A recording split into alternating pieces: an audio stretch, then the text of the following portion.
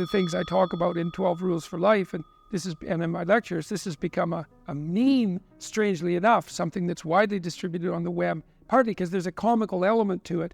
It's to clean up your room. And everyone laughs about that because I'm taking that seriously. It's like, well, clean up your room. Everyone's mother has told them that 1,000 times, right? But I try to explain why. It's like, well, you have a bit of chaotic potential right in front of you. It's, in some sense, infinite in its potential. And the domain in which you can manipulate that might be rather restricted because of the restrictions that are part and parcel of your existence. But maybe you have your room, and you might think, you might have contempt for that, and so it's a complete bloody catastrophe. But you don't have to. It isn't a room, it's a place of potential. And as soon as you know that, then it's not your room anymore. It isn't a room. The room that you see is your preconception of the space that you inhabit.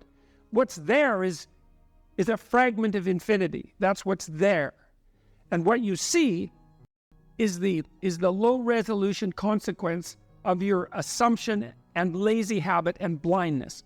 That's your initial room. And you think, well, no, that's not the room. See, part of what artists do, for example, when Van Gogh paints a room and you look at it glowing, he's trying to show you what's beyond your perception of the room. And I mean this technically, like the way that your visual system is set up is that whenever memory and presumption can replace direct perception, it will, because it's simpler. So you literally see what you expect to see. And if what you see is dull and drab and boring and pointless and uninspiring, then that's you. It's not what's there. And what the artist does when he or she re-represents that mundane reality is to remind you of what's behind it, the potential that's there. And so what I'm suggesting to people is that they take the potential that's right in front of them. It's like, okay, and here's the rule. You're aiming up. There's something that you could change, that you would change. That might be a very small thing. Could, well, that's within the grasp of your power. Would is within the grasp of your will. To combine those two things might be a very small shift. You might only be willing to make a very tiny step forward. It's like, fine, good enough. Make a tiny step forward. And that makes you a slight bit stronger than you were before. And then the next step can be slightly larger. And it's the path of humility. You see, the thing about cleaning up your room, this is also something I learned from Carl Jung and his studies on alchemy, because for Jung, when the alchemist was attempting to make the philosopher's stone, he was not only engaged in the transformation of the material world, but he was engaged in a process of self-transformation that occurred at the same time as the chemical transformation. So it was a psychological work in some sense. Let's say you want to sort out your room and beautify it, because the beauty is also important. And let's say that all you have is just a little room, like you're not rich, you're poor, and you don't have any power. That's another thing. But you've got your damn room, and you've got this space right in front of you, that's a part of the cosmos that you can come to grips with. And you might think, well, what's there in front of you, right in front of you? And the answer to that is it depends on how open your eyes are. That's the proper answer, because you could say, and William Blake said this, for example. Aldous Huxley made comments that were very similar, that in a transcendent state you can see infinity in the finite. And you might say, well, you can see infinity in what you have within your grasp if you look, and you could say maybe that's the case with your room. And so you want to clean up your room. Well, okay, how do you do that exactly? Well, a room is a place to sleep. And so if you set your room up properly, then you figure out how to sleep and when you should sleep and how you should sleep. And then you figure out when you should wake up. And then you figure out, well, what clothes you should wear, because they have to be arranged properly in your dresser. Then you have to have some place to put your clothes. If you're going to have some clothes, you have to figure out what you're going to wear those clothes to do, right? And then that means you have to figure out what you're going to do. And then your room has to serve that purpose, because otherwise it isn't set up properly. And if it doesn't serve your purposes, you will be unhappy and not happy in the room, because the way that we perceive the world is as a place to move from point A to point B in.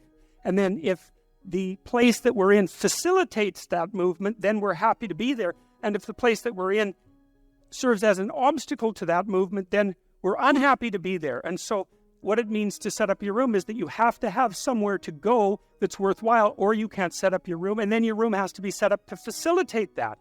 And then the next thing is, well, maybe you have to make it beautiful. But that's not easy, right? That means you have to have some taste. And that doesn't mean you have to have money. It doesn't. Because you can be garish with money, and you can be tasteful with nothing. All you need is taste, and taste beats money when it comes to beautifying things. I mean, not that money is trivial, because it's not, but taste is crucial. And people who are very artistically oriented can make beautiful things out of virtually nothing. And not only that, the literature suggests that if you're going to make beautiful things, putting real constraints on what you allow yourself to do facilitates creativity instead of interfering with it. Because let's say you have to make something out of nothing, right? Which I suppose would be a godly act, right? You have to make something out of nothing. You have to be creative in order to do that. And so then to beautify your room means that you also have to develop your capacity to be creative. And so then you can make your room shine. But then what will happen is that if your family isn't together, they will interfere with that. You'll interfere with that because you won't have the discipline to do it properly. But then when you start building this little microcosm of perfection with what you have at hand, then it'll evoke all the pathologies of everyone in your household. They'll wonder what the hell you're up to in there. And they won't necessarily be happy, because if they're in a lowly place, let's say, and so are you, and you're trying to move out of that, then the higher you move out of that, the more the place they're in looks bad. And you might say, well, what they should do is celebrate your victory over chaos and evil, but that isn't what will happen. What will happen instead is that they will attempt to pull you back down.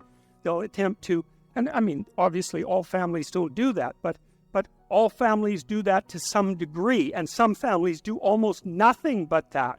And so what that means is that if you're going to organize your room, then you're going to have to confront the devils in your house. And that's often a terrifying thing, because some of those devils have lineages that go back many, many, many generations. And God only knows what you have to struggle with in order to overcome that. And so to sort yourself out and to fix up your room is a non-trivial matter, and you can do that. You'll learn by doing that, and then maybe you'll learn enough by doing that so that you can fix up your family a little bit, and then having done that, you'll have enough character so that when you try to operate in the world at your job, or maybe in the broader social spheres, that you'll be a force for good instead of harm, because you'll have learned some humility by noting just how difficult it was to put your damn room together, well, and yourself for that matter. And so you'll proceed cautiously with your eyes open towards the good. Ask yourself what would motivate you. First of all, don't be studying 8 hours a day, because that isn't going to work and you're not going to do it anyways. Would you start studying 5 minutes a day? Seriously, could you bring it up to 10 minutes a day? What would you have to do for yourself to get yourself to sit down for half an hour a day and study intently?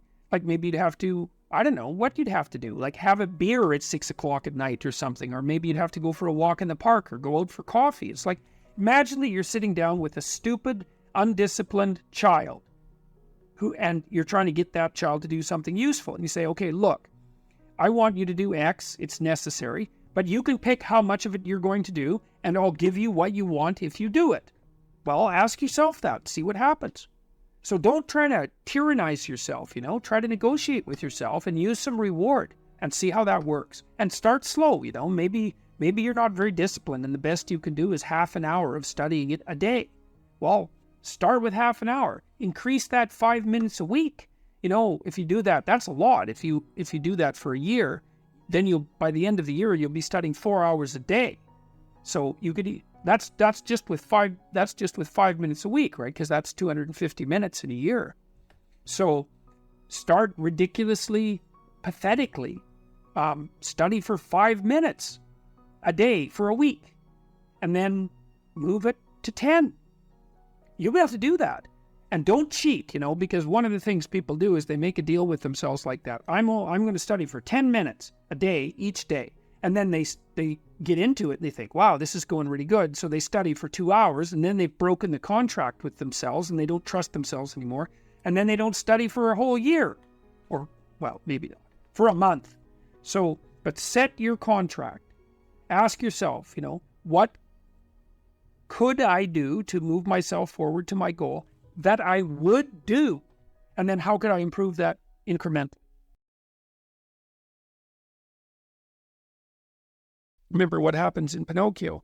Pinocchio goes to Pleasure Island, and Pleasure Island is a place where impulsive pleasures can be had at a moment's notice. But what Pinocchio discovers, along with Jiminy Cricket, that Pleasure Island is run by masked totalitarians. They're all dressed in black, you remember, and they're turning the children and adolescents who are on Pleasure Island, they're depriving them of their voice, turning them into braying jackasses, and preparing to sell them as slaves to the salt mines. And so there's an implication in that story that the pursuit of impulsive pleasure is one route to totalitarianism and slavery, and I believe that. So perhaps orienting your language towards the gathering of impulsive pleasure is a misuse of your highest gift, the gift of logos, the gift of communication. The alternative is to orient yourself towards the highest good, as we already described, and then speak the truth. And you can tell when you're doing that, or you can tell when you're not doing that, because if you're not telling the truth, if you're using someone else's words, you're being manipulated in a sense by forces that are behind the scenes. You're not using your own words. You're the puppet of an ideology or another thinker or your own impulsive desires. And you can tell when you're speaking like that because it makes you feel weak. It makes you feel weak and ashamed. And you can localize that feeling physiologically. If you listen to yourself talk, you can tell when you're speaking properly, you will experience a feeling of integration and strength. And when you're speaking in a deceitful or manipulative manner, you'll feel that you're starting to come apart at the seams. And what you need to do is practice only saying things that make you feel stronger. And that'll mean, to begin with, that you'll notice that almost everything you say is a lie. It's either a lie or someone else's words. It's very hard to find your own words, but you don't actually exist until you have your own words. So then you try to teach yourself how to speak your own truth, and you listen to other people while you're doing that, because they can help you shape and correct your words. They'll react to them badly if you formulate your ideas badly, and if you listen and pay attention, then you can learn to formulate your words more and more clearly and accurately, and that makes you more and more powerful. It gives you more and more authority, which is the beneficial form of power. Okay, so you do that, and then you have to make a decision of faith, and that's basically, that you can either use your language to manipulate the world and make it do what you want, or you can use your language to try to articulate the truth as carefully as you possibly can, and then you can see what happens. You have to let go of your desire for the consequences that you want. You have to assume that if you speak the truth, the results are the best that is possible under the circumstances. And so it's an exciting way of living in some sense. It's like continually walking off a cliff, because you don't know what's going to happen next if all you do is say what you think. And maybe you're at work and you say what you think and you get fired and you think, oh my God, that's a terrible catastrophe. But maybe it's not, because maybe if you're working somewhere and you have to lie to maintain your job, maybe you shouldn't be there. Maybe it's deadening your soul and damaging you in some permanent manner and making you corrupt. And so you have to orient yourself. You have to speak the truth as carefully as you can. You have to listen to others so that you correct your speech.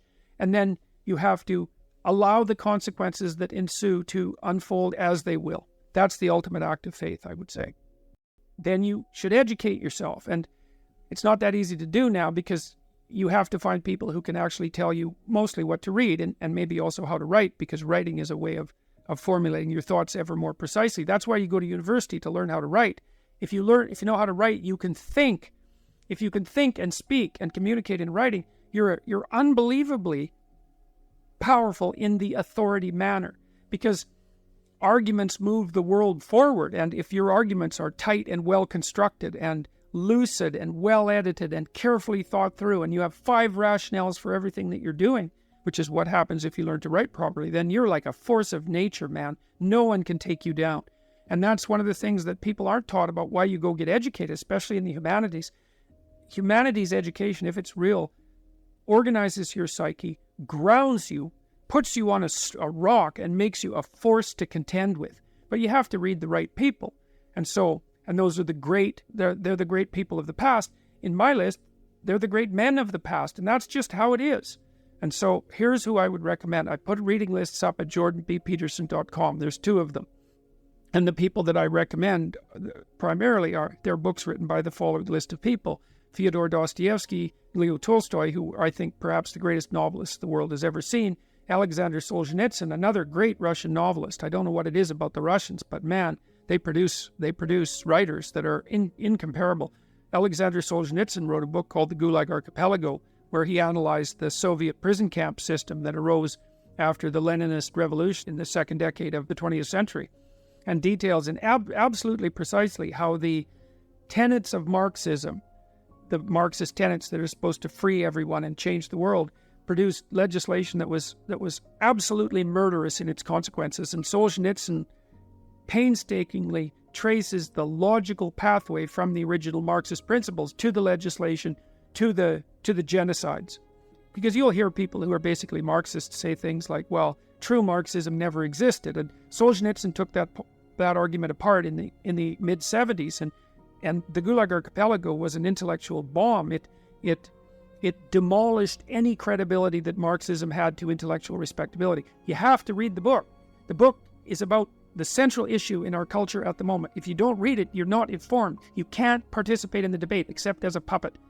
And so I wouldn't recommend participating in this debate as a puppet, because you don't know who's behind the scenes pulling the strings. If you remember the Pinocchio story, the forces that were pulling the strings were not forces that were acting in Pinocchio's best interest, that's for sure. George Orwell, English essayist, incomparable commentator on socialist totalitarianism, even though he was a left-winger and a brilliant one. Aldous Huxley, who wrote Brave New World, had some very brilliant things to say about the potential demolition of sexual choice, of sexual partner as a part of a dystopian future. Friedrich Nietzsche, a philosopher who described himself as someone who thought with a hammer. And Nietzsche is a very, very dangerous person and an absolutely brilliant writer. And Carl Jung, who was a student of Nietzsche, and who Nietzsche was the philosopher who had announced the death of God back in the late 1800s, and Jung spent his whole life attempting to revivify God. That's one way of thinking about it. And so if you or educate yourself, and this is a really good place to start, if you read these authors, then you'll know what else to read. If you read these authors, it'll take you a good long time, and it will be very, very hard on you, and you won't be the same person when you come out, and that's very frightening. And because being torn down and rebuilt is no joke, but it beats the hell out of the alternative, which is just to stagnate and stay a stagnant infant, which is not something I recommend. There's nothing uglier than a stagnant 40-year-old infant. So that's equivalent, just so you know, to Pinocchio. Back to the Pinocchio story, rescuing Geppetto from the underworld. Remember when he had kind of turned into a half jackass after being at Pleasure Island, where he was enticed, by the way, from a couple of people that was the fox and the cat, who attempted to entice himself into believing that he was a victim and needed a vacation. So Pinocchio was enticed onto Pleasure Island by two figures that played on his sense of victimization and neurosis and suffering to convince him that he didn't have to take any responsibility for his own existence, and he could just busy himself with impulsive pleasures, right? That's how he fell into the hands of the totalitarians on Pleasure Island. Anyways, Pinocchio, after he left Pleasure Island, had to go into the ocean twice, and the second time he went into the ocean, he was looking for his father. Well, everyone's father, from a mythological perspective, is dying in the underworld, in the chaos, because everyone inhabits a culture that's sick and old, so to speak, and it's sick and old because it was made by the dead. And the living have to revivify it continually in order for it to be a dynamic force. And the living have to revivify their connection with the culture internally too, because you're constructions of culture, although not only constructions of culture. And you have to understand history, because otherwise you can't understand yourself. You're a historical creature. And so you have to rescue your dead father from the belly of the beast, from the dragon. Because remember, the whale in Pinocchio is also a fire-breathing dragon. And that means you have to face the thing that you most fear. And when you do that, you'll rescue your father from the underworld. You have to revivify your father